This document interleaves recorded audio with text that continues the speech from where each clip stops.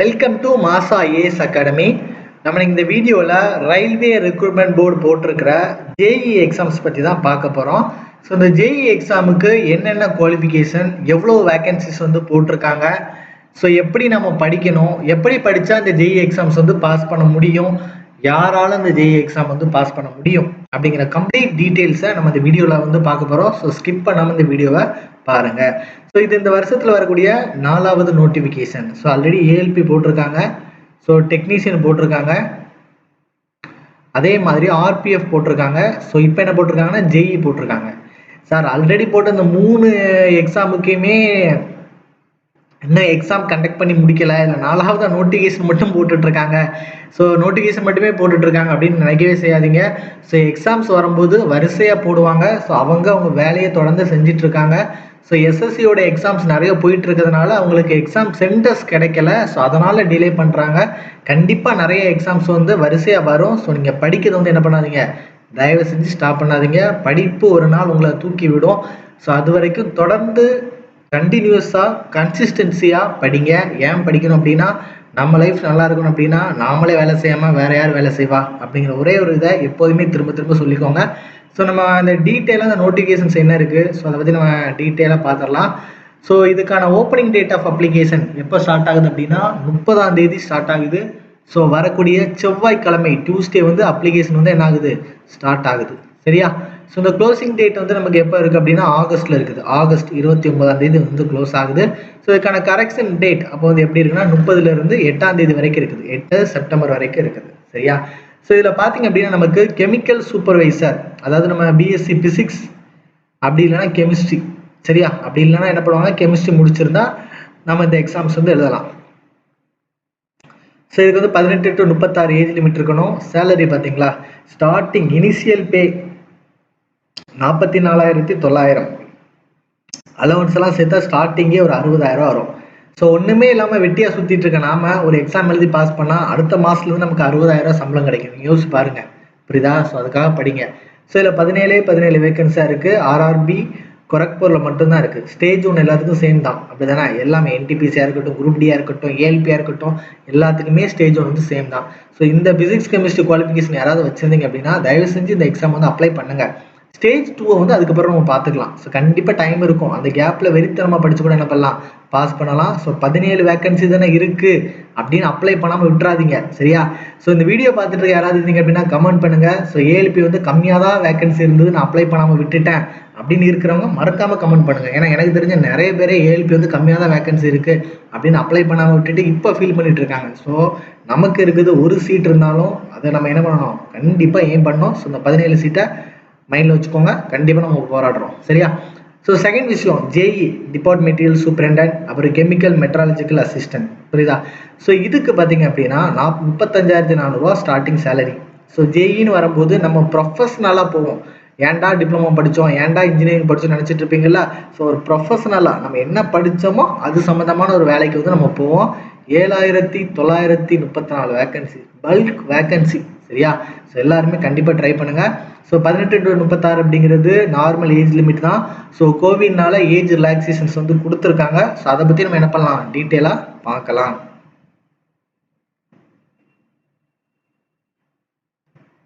So இதில் கொடுத்துருக்காங்க பார்த்தீங்களா. So 18 to 36.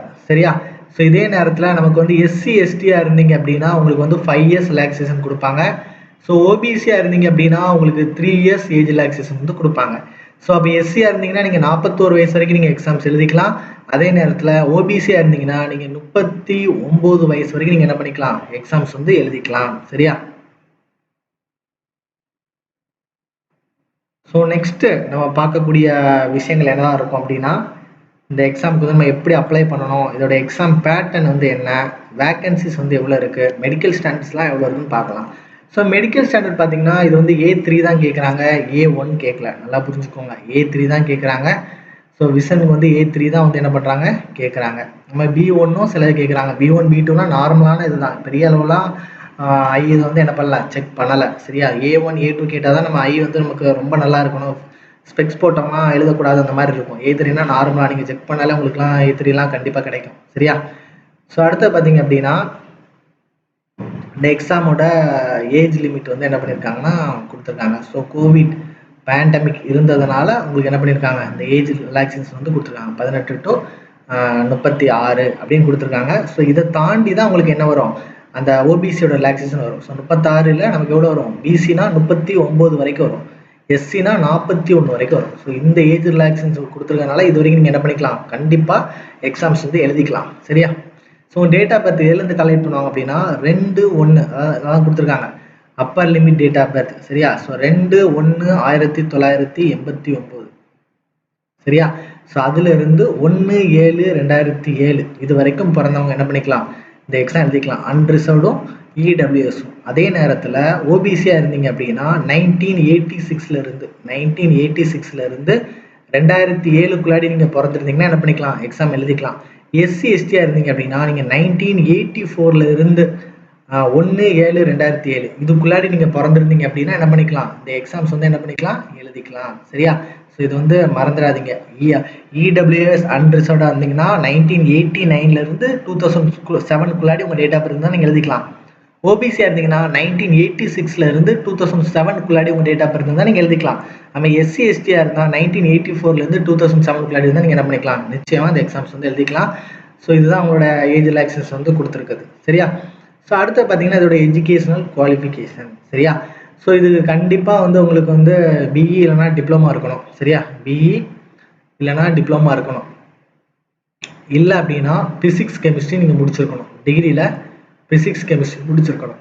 ஸோ இந்த பிஇ டிப்ளமாலே எலக்ட்ரிக்கல், மெக்கானிக்கல், அப்புறம் சிவில், கம்ப்யூட்டர் சயின்ஸ் இந்த மாதிரி ஒரு குறிப்பிட்ட டிபார்ட்மெண்ட் தான் இருக்குது. ஸோ அதை வந்து நம்ம கீழே பார்க்கலாம். ஸோ ஏரோநாட்டிக்கல் அந்த மாதிரி ஏரோநாட்டிக்கல், மரைன் இன்ஜினியரிங் இதெல்லாம் படித்தவங்க கண்டிப்பாக இந்த எக்ஸாம்ஸ் வந்து எழுத முடியாது. சரியா? ஸோ நம்ம அடுத்தது பார்க்கக்கூடியது இதோட எக்ஸாம் பேட்டர்ன் என்னன்னு பார்க்கலாம். சரியா? CBT 1 CBT 2 அப்படின்னு 2 டைப் ஆஃப் எக்ஸாம்ஸ் வந்து நமக்கு நடத்துவாங்க. ஸோ அதை பற்றி டீட்டெயிலாக பார்க்கலாம்.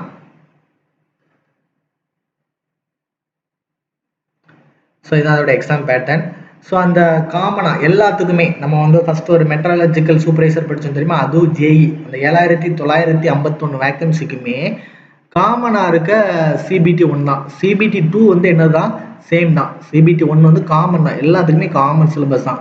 இங்கே மெக்கானிக்கல் முடித்தாலும், சிவில் முடித்தாலும், எலக்ட்ரிக்கல் முடித்தாலும் எல்லா இன்ஜினியரிங்குமே காமன் தான். ஸோ இது நார்மலாக எப்போதுமே இருக்கக்கூடிய NTPC அப்புறம் குரூப் டி இதோட சேம் சிலபஸ் தான். என்ன கேட்க போகிறாங்க பாருங்கள். மேக்ஸ் இருக்குது, ரீசனிங் இருக்குது, ஜென்ரல் அவேர்னஸ் இருக்குது, சயின்ஸ் இருக்குது. ஸோ இதை நீங்கள் நல்லா பண்ணாலே என்ன பண்ணலாம், ஸ்டேஜ் 1 வந்து கிளியர் பண்ணிடலாம். ஸோ மேக்ஸில் பார்த்தீங்க அப்படின்னா உங்களுக்கு வந்து 30 கொஸ்டின் கேட்குறாங்க. இன்டெலிஜென்ஸில் வந்து ரீசனிங் 25 கொஸ்டின் கேட்குறாங்க. ஜென்ரல் அவேர்னஸில் 15 கொஸ்டின் கேட்குறாங்க. ஜென்ரல் சயின்ஸில் 30 கொஸ்டின் கேட்குறாங்க. ஸோ நீங்கள் மேக்ஸு, ரீசனிங், சயின்ஸ் இது 3 நல்லா கான்சன்ட்ரேட் பண்ணி படித்தாலே உங்களால் ஸ்டேஜ் 1 வந்து நிச்சயமாக கிளியர் பண்ண முடியும். ஸோ சயின்ஸ் பார்த்தீங்கன்னா உங்களுக்கு 3 இது வந்துடும், ஃபிசிக்ஸு, கெமிஸ்ட்ரி, பயாலஜி. சரியா? ஸோ இதில் யாருக்காவது உங்களுக்கு தமிழ், இங்கிலீஷில் மெட்டீரியல்ஸ் தேவைப்பட்டுச்சு, NCERT மெட்டீரியல்ஸ் உங்களுக்கு தேவைப்பட்டுச்சு அப்படின்னா எக்ஸாக்ட் பேட்டர்னில் தேவைப்பட்டுச்சு, இல்லைனா ரயில்வேயோட அந்த டிஜிட்டல் கிளாஸஸ், அதாவது நீங்கள் வீட்டில் உட்காந்து படிக்கிறீங்க, உங்களுக்கு கிளாஸஸ் வந்து தேவை, இல்லை நான் வந்து ரெகுலராக வந்து ஒரு ஆஃப்லைனில் வந்து ஒரு ஸ்டே பண்ணி படிக்க போகிறேன், எந்த டிஸ்ட்ராக்ஷன் இல்லாமல் நான் படிக்கணும் அப்படின்னு ஆசைப்பட்டீங்க அப்படின்னா, சரியா, நான் ஆசைப்பட்டீங்கன்னா தான் சொல்கிறேன், சும்மா விளாடணும்னு தயவு செஞ்சு யாருங்க வராதிங்க, அனுப்பி விட்ருவோம். சரியா? 9384417810 இந்த நம்பர் கான்டாக்ட் பண்ணுங்கள். சீரியஸ் ஆஸ்பிரேஷன் திரும்ப தான் சொல்கிறேன், படிக்கணும்னு ஆசை இருக்கவங்க மட்டும் வாங்க. ஸோ நான் சும்மாலாம் சொல்லலை, நீங்கள் டேரெக்டாக வந்து டெமோ கிளாஸ் அட்டன் பண்ணுங்கள். எங்கள் படிக்கிற ஸ்டூடெண்ட்ஸ் கிட்ட ஃபீட்பேக் கேளுங்க. ஸோ இந்த ஃபீஸுக்கு இவங்க வந்து நல்லா பண்ணுறாங்களா இல்லையா, கிளாஸஸ்லாம் எப்படி இருக்குன்னு கேளுங்க. அவங்களாம் ஓகே சார் சொல்கிறலாம் உண்மை நல்லா தான் பண்ணுறாங்க அப்படின்னு உங்களுக்கு ஓகே சொன்னாங்கன்னா அதுக்கப்புறம் நீங்கள் ஃபீஸ் கட்டி ஜாயின் பண்ணிக்கோங்க. சரியா? ஸோ நம்மளோட இன்ஸ்டியூட் எங்கே இருக்குது அப்படின்னா மார்த்தாண்டமில் இருக்குது. ஸோ மார்த்தாண்டம் எங்கே இருக்குது அப்படின்னா கன்னியாகுமரி டிஸ்ட்ரிக்டில் இருக்குது. ஸோ கன்னியாகுமரி தெரியாதவங்க இந்தியாவில் யாரும் இருக்க மாட்டாங்க, காஷ்மீர் டு கன்னியாகுமரி. ஸோ அப்படிப்பட்ட கன்னியாகுமரிலாம் நம்ம டிஸ்ட்ரிக்ட் இருக்குது. ஸோ மறக்காமல் வந்து யாருக்காவது கிளாஸஸ் வந்து தேவை, என்னோட கைடன்ஸில் படிக்கணும் அப்படின்னு ஆசைப்பட்டீங்கன்னா இந்த நம்பர் கான்டாக்ட் பண்ணுங்கள். சரியா? ஸோ அடுத்தது பார்க்கலாம். ஸோ ஸ்டேஜ் 2 வந்து எப்படி இருக்கும் அப்படின்னா டெக்னிக்கல் எக்ஸாம்ஸ் வந்து அதில் இருக்கும். ஸோ இதில் பார்த்தீங்கன்னா ஜென்ரல் அவேர்னஸ் வந்து 15 கொஸ்டின். நீங்கள் ஃபஸ்ட்டு படிச்சிங்க தெரியுமா, அதே தான் எல்லாமே. ஃபிசிக்ஸ் கெமிஸ்ட்ரி வந்து 15 கொஸ்டின். இதில் என்ன புதுசாக படிக்கிறோம் அப்படின்னா பேசிக் ஆஃப் கம்ப்யூட்டர் அப்ளிகேஷன்ஸ், இந்த MS எக்ஸல், வேர்டு, அப்புறம் இன்புட் டிவைஸ்னா என்ன, அவுட்புட் டிவைஸ்னா என்ன, ஆப்ரேட்டிங் சிஸ்டம்னா என்ன, இந்த மாதிரி படிக்க தான் பேசிக் கம்ப்யூட்டர் சயின்ஸ். அப்புறம் என்விரான்மெண்ட் அண்ட் பொல்யூஷன் கண்ட்ரோல் வந்து 10 கொஸ்டின் கேட்குறாங்க. சரியா? ஸோ நான் டெக்னிக்கல்லேருந்து 50 கொஸ்டின் கேட்குறாங்க, டெக்னிக்கல்லேருந்து 100 கொஸ்டின் கேட்குறாங்க. ஸோ டோட்டலாக 150 கொஸ்டின் கேட்குறாங்க. ஸோ இந்த டெக்னிக்கல் வரும்போது இசியோட சிலபஸ் தனியாக இருக்கும், ட்ரிபிளியோட சிலபஸ் தனியாக இருக்கும், சிவிலோட சிலபஸ் தனியாக இருக்கும். ஸோ அதை பற்றி நம்ம டீட்டெயிலாக நம்ம பார்க்கலாம். ஒவ்வொரு வீடியோலையும் நம்ம என்ன பண்ணலாம், இன்னும் டீட்டெயில்ஸாக நம்ம அதை வந்து செக் பண்ணி பார்க்கலாம். சரியா? ஸோ இது வந்து அந்த டிப்ளமோ டிசிப்ளின் நம்ம என்னென்ன போஸ்ட்டுக்கு நம்ம அப்ளை பண்ணலாம் அப்படின்ட்டு. ஸோ நீங்கள் மெக்கானிக்கல் அண்ட் அலைன்ட் இன்ஜினியரிங் நீங்கள் அப்ளை பண்ணுறீங்க அப்படின்னா நீங்கள் மெக்கானிக்கல் இன்ஜினியரிங் முடிச்சிருக்கலாம், ப்ரொடக்ஷன் இன்ஜினியரிங் முடிச்சிருக்கலாம், ஆட்டோமொபைல் இன்ஜினியரிங் முடிச்சிருக்கலாம், மேனுஃபேக்சரிங் முடிச்சிருக்கலாம், மெக்கட்ரானிக்ஸ் முடிச்சிருக்கலாம், industrial engineering, machine engineering, tools and machine engineering, tools and die making engineering. அதுக்கப்புறம் இதோட காம்பினேஷன்ஸில் ஏதாவது நீங்கள் முடிச்சிருந்தாலும் இந்த போஸ்ட்டுக்கு நீங்கள் அப்ளை பண்ணலாம். நான் ஃபைனல் இயர் படிச்சுட்டு இருக்கேன் சார், என்னால் இந்த எக்ஸாம் அப்ளை பண்ண முடியும்னா கண்டிப்பாக முடியவே முடியாது. சரியா? ஸோ உங்களுக்கு எல்லா ரிசல்ட்டு நீங்கள் ஃபைனல் இயர் முடிச்சிட்டிங்க, ரிசல்ட் வரல அப்படின்னாலும் உங்களால் அப்ளை பண்ண முடியாது. ஸோ ரிசல்ட்டெல்லாம் வந்து சர்டிஃபிகேட் நான் கையில் வச்சிருக்கேன் சார் அப்படின்னா மட்டும்தான் உங்களால் இந்த எக்ஸாம் அப்ளை பண்ண முடியும். சரியா? நம்ம எலக்ட்ரிக்கல் பார்த்தீங்க அப்படின்னா எலக்ட்ரிக்கல் இன்ஜினியரிங், அப்புறம் combination of substream of basic electrical engineering, electrical and instrumentation engineering. So அந்த மாதிரி படித்தவங்களாம் இந்த எலக்ட்ரிக்கல் வந்து நீங்கள் என்ன பண்ணலாம், அப்ளை பண்ணிக்கலாம். சரியா? அதுக்கப்புறம் எலக்ட்ரானிக்ஸ் அண்ட் அலைட் இன்ஜினியரிங்கில் electronics engineering, instrumentation and control engineering, communication engineering, computer science engineering, அப்புறம் computer engineering, computer science, information technology. சரியா? ஸோ இவ்வளோ படித்தவங்க என்ன பண்ணிக்கலாம், இந்த எக்ஸாம்ஸ் வந்து அப்ளை பண்ணியிருக்கலாம். ஸோ தெளிவாக அவங்க வந்து கொடுத்துருக்காங்க. சரியா? 3 years in diploma in engineering or bachelor degree அப்படின்னு சொல்லி என்ன பண்ணியிருக்காங்க, தெளிவாக கொடுத்துருக்காங்க. Bachelor degree in engineering or technology. So engineering இல்லை டெக்னாலஜியில் முடிச்சவங்க மட்டும்தான் என்ன பண்ண முடியும், எழுத முடியும். சரியா? அப்புறம் சிவில் பார்த்தீங்கன்னா சிவில் இன்ஜினியரிங் இல்லைனா அதோட சப்ஸ்ட்ரீம்ஸ். சரியா? இல்லை BSc in civil engineering of 3 years duration. சரியா? இவங்கெல்லாம் என்ன பண்ணிக்கலாம், இந்த சிவில் அண்ட் அலைன் இன்ஜினியரிங் நீங்கள் என்ன பண்ணிக்கலாம், எழுதிக்கலாம். சரியா? ஸோ அடுத்தது பார்த்தீங்க அப்படின்னா சிஎம்இ எக்ஸாம், அந்த மெட்ராலஜிக்கல் அசிஸ்டண்ட்டுக்கு வந்து கெமிஸ்ட்ரி அண்ட் பிசிக்ஸ் முடிச்சிருக்கணும், பிஎஸ்சி. சரியா? ஸோ அதே மாதிரி இந்த கெமிக்கல் அண்ட் மெட்ராலஜிக்கல் சூப்பர்வைசருக்கு நீங்கள் வந்து கெமிக்கல் டெக்னாலஜி, சரியா, அப்படி இல்லைனா பெட்ரோலியம் ப்ராடக்ட்ஸ், ஸோ இந்த மாதிரி இதில் வந்து நீங்கள் முடிச்சிருக்கணும் அப்படின்னு சொல்லியிருக்காங்க. சரியா? ஸோ இதெல்லாம் நீங்கள் பார்த்துக்கோங்க. ஸோ இதுக்கு டெக்னிக்கல் எஜுகேஷன்ஸ் பார்த்தீங்க அப்படின்னா உங்களுக்கு வந்து தனியாகவே ஒரு சிலபஸ் வந்து கொடுத்துருப்பாங்க. அதை பற்றி நம்ம இன்னும் டீட்டெயிலாக ஒவ்வொரு வீடியோஸ் போடலாம். ஜேஇயில் எலக்ட்ரிக்கல் இன்ஜினியரிங் எப்படி நம்ம ப்ரிப்பேர் பண்ணலாம், சிவில் இன்ஜினியரிங் எப்படி ப்ரிப்பேர் பண்ணலாம், எலக்ட்ரானிக்ஸ் அண்ட் கம்யூனிகேஷன் இன்ஜினியரிங் வந்து நம்ம எப்படி ப்ரிப்பேர் பண்ணலாம், ஸோ அப்படிங்கிறத பற்றி நம்ம என்ன பண்ணலாம், டீட்டெயிலாகவே நம்ம பார்க்கலாம். ஸோ என்னென்ன புக்ஸ் வந்து நம்ம ரெஃபர் பண்ணி படிக்கலாம். ஸோ அதை பற்றி நம்ம தொடர்ந்து வீடியோஸ் போடுவோம். ஸோ தொடர்ந்து நம்ம சேனல் வந்து என்ன பண்ணிக்கோங்க, மறக்காமல் சப்ஸ்கிரைப் பண்ணிக்கோங்க. ஸோ உங்களுக்கு ரொம்ப யூஸ்ஃபுல்லான வீடியோஸ் இனி வந்துக்கிட்டே தான் இருக்கும்.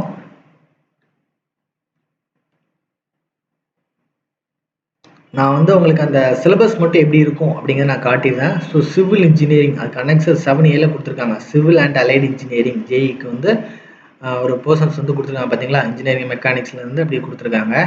ஸோ அதே மாதிரி உங்களுக்கு வந்து எலக்ட்ரிக்கல் அண்ட் அலைட் இன்ஜினியரிங் அதுக்கான சிலபஸ் கொடுத்துருக்காங்க. அதே மாதிரி உங்களுக்கு எலக்ட்ரானிக்ஸ் அண்ட் அலைட் இன்ஜினியரிங் அதுக்கான சிலபஸ் கொடுத்துருக்காங்க. எல்லாத்துலேயுமே 10 சாப்டர்ஸ் தான் வச்சு கொடுத்துருக்காங்க. 10 சாப்டர்ஸ்குள்ளாடியே கவர் பண்ணிதாங்க. மெக்கானிக்கல் இன்ஜினியரிங் கொடுத்துருக்காங்க. சரியா? ஸோ நீங்கள் சிபிடி 1 நல்லா கான்சன்ட்ரேட் பண்ணி படிங்க. புதுசாக படிக்கிறீங்க அப்படின்னா சிபிடி 1 நீங்கள் நல்லா கான்சன்ட்ரேட் பண்ணி நீங்கள் படிங்க. சரியா? சிபிடி 2 பார்த்தீங்க அப்படின்னா நான் படித்து முடிச்சிட்டேன் சார், ஃபிலிம்ஸ் படித்து முடிச்சிட்டேன், நான் டெய்லி ப்ராக்டிஸ் பண்ணிகிட்டு இருக்கேன் அப்படின்னா சிபிடி 2ல் இருக்கிற ஒவ்வொரு சாப்டர்ஸும் என்ன பண்ணுங்கள், படிக்கிறதுக்கு வந்து ட்ரை பண்ணுங்கள். தயவு செஞ்சு சிபிடி 1ஓட போர்ஷன்ஸை முடிக்காமல் சிபிடி 2க்கு போவேன். நிறைய டைம் கிடைக்கும், நான் திரும்ப அதான் சொல்கிறேன், நிறைய டைம் கிடைக்கும். ஸோ சிபிடி 1 முடிங்க, முடிச்சதுக்கப்புறம் அடுத்ததை பற்றி என்ன பண்ணுங்கள், சூஸ் பண்ணுங்கள். சரியா? So thank you so much for வாட்சிங். உங்களுக்கு ஏதாவது ஆன்லைன் கிளாஸ் ஆஃப்லைன் கிளாஸ் தேவைப்பட்டுச்சு அப்படின்னா இந்த நம்பர் என்ன பண்ணுங்கள், கான்டாக்ட் பண்ணுங்கள். Thank you so much.